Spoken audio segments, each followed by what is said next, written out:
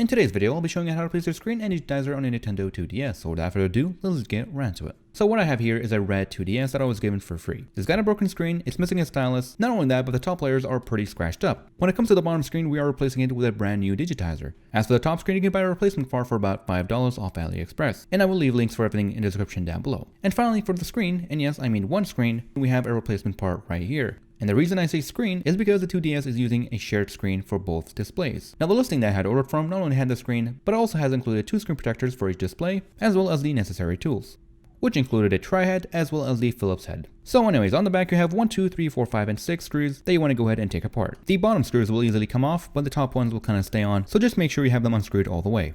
Next up, there's a little groove right here which you can put your fingers in and pull out this compartment door, which inside you'll find some more screws as well as the battery. So go ahead and take that out, put it aside, and take out 5 more screws. Alright, so if you don't have a screwdriver that is magnetic, in most cases your screws will kind of stay in there. So you want to go ahead and kind of pop them out, make sure you have all 5, and put them aside with the same pile of screws that you unscrewed before. And don't worry about mixing them because they are the same screws. Next up, you should be able to easily pop off the back cover. But just be careful because there is a ribbon cable for the back cameras, and the fact that the side parts will actually pop off as well. You can go ahead and lay it flat, and then pop off the little cover, and pull out the ribbon cable. Now set that aside, and with that out of the way, you're going to be taking apart 1, 2, 3, 4, 5 ribbon cables, and a bunch of screws all around the motherboard. About 12 screws in total.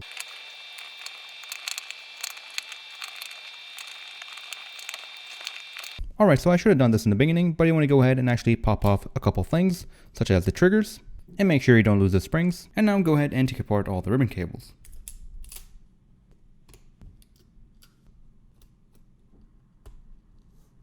And at this point, I should mention that if you have any proper tools, then I recommend using them right about now, as some of these ribbon cables are just way too tiny for any tool, other than the tweezers. We're going to go ahead and take apart the analogs, and at this point, we actually have 3 different types of screws. We have the black ones from the outside, the kind of silver greenish ones, and the ones that we just got from the analog, which are completely silver, and they are the longest ones by far. So go ahead and pop that out, and make sure you don't lose any of the pieces. But before you do that, I do recommend taking off this top piece, since it'll make everything a whole lot easier.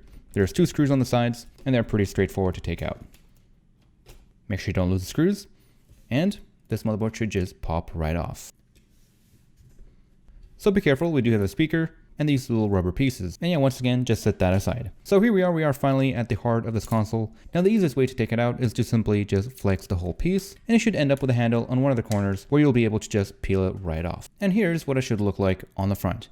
Now depending on what seller you buy your display from, you'll notice that the original display has this black outline. That black outline is the double-sided tape, and you most likely probably want to take it out and install it on the new display, which is going to be kind of hard. Alternatively, you can go ahead and buy some double-sided tape and set your own. But let's go ahead and give it a try.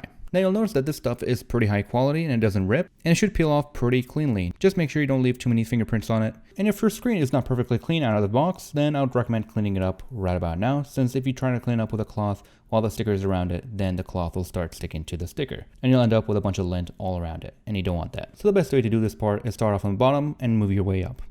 Alright, so you know what? You're going to be spending a whole lot of time trying to line everything up here. And you will end up with some fingerprints on the screen, and you will end up with a bunch of fingerprints on the sticker. But that's fine. Just make sure that you don't have any lint or pieces of hair sticking to the little sticker. Carefully just take them out with your tweezers. If you have a blower, I probably recommend using it as well. And at this point, it is safe to say that this was the longest process out of the whole thing. You'll be spending most of your time putting a sticker and cleaning up the display. Now to replace the digitizer, it's pretty easy. You just want to press on it from the outside until it comes off. As for the top piece, you simply push on it from the inside. And the process is pretty straightforward. You take out the sticker, you place it in, and you should be good to go. Here I have my brand new digitizer. And for the pieces that I ordered, they actually come with their own little sticker, so you don't have to reuse and reapply the old one onto the new one. So just go ahead and peel it off, and then peel off the sticker. And that should just drop right in there without any problems. Now at this point, I should have ordered a brand new part for the top piece, but I could replace that later on by using a suction cup and doing it from the outside. I'll probably apply a little heat and use a suction cup, and the top piece should come right off without having to take apart the whole thing. I'd probably recommend blowing this part out, make sure there's no dust particles, and then peel the last piece from the digitizer. You also want to make sure the digitizer is kind of centered. And you do want to make sure that it is perfectly centered, and you can take a look at it from the outside without seeing any edges. Now you can place that down and blow on the piece, and make sure when you do flip this over that you don't end up with a bunch of parts all over your table, all over yourself, all over the floor. Finally, take your screen, make sure you give everything a last blow, and make sure you plop it all down while keeping these 2 ribbon cables out of the way. Flip it over, take a last look at it, make sure everything looks good. And at this point, if you have flipped it over and all the pieces fell out, then you go ahead and put them back in. And give everything a final last press all around the edges. Now if you're wondering about this little piece if it fell out, well, this one is actually for your Wi-Fi. That goes right over here with the little divot facing outwards. And at this point, we can go ahead and finally put it back together. But first, you want to make sure that you have all the ribbon cables safely put back into place. And then you have the 3 ribbon cables on the bottom here, with the furthest one on the right sticking out of the little hole right here. And make sure that your speaker here is lined up. Pick up the console and make sure that everything clicks back in place, and make sure that your sleep button is actually lined up with your switch. Because if you don't, you might actually break it and you'll end up with a broken sleep button, and quite possibly stuck in the sleeping state. You can actually go ahead and flip it over, make sure everything looks good, and at this point I'd probably recommend putting a screw or 2. And remember that the greenish screws are the ones that are used for the motherboard. We are just putting a few real quick to make sure that everything is not going to fall out. Now go ahead and grab your analog stick, make sure the little pieces on it, line it up and push it back into place, and make sure that everything is moving nicely on the bottom. And remember, for this one, it's using the long silver screws. There's only 2 of them. And at this point, go ahead and reinstall all the ribbon cables back into where they belong.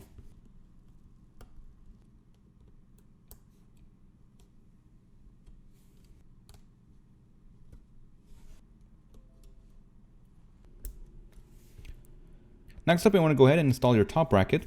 And make sure that if you installed any screws on the top, you want to kind of remove them. And that would be because you'll actually need to flex the board ever so slightly, just so you can be able to actually get it in there. Like so. Then you want to go ahead and grab the tiny green screws and secure them back into place. Once again, make sure everything is lined up. And now we can go ahead and install the triggers. And the best way I find to actually install these is to actually have the spring closed up using a pair of tweezers. First off, you want to make sure you drop the spring into the little divot.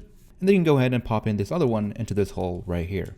Then you want to make sure that this part is actually on the inside of this little red piece, because if it's on the outside, your trigger will not work and it will just be stuck. So just make sure it's on the inside of this little plastic piece right there. And go ahead and do the same thing for the other side.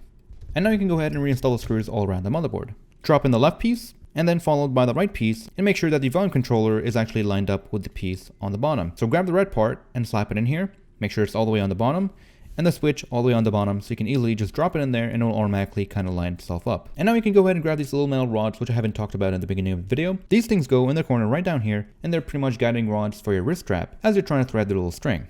Once those are in place, you can go ahead and finally connect the last connector. And again, the best way to do it is go ahead and lay it like so, grab the cable, install it back into place, and finally close everything back up. Followed by the final step, and that would be putting in all the last screws, drop the battery back into place, put on the final lid, and screw that back into place. And now if you have done everything right, you should have a working 2DS console.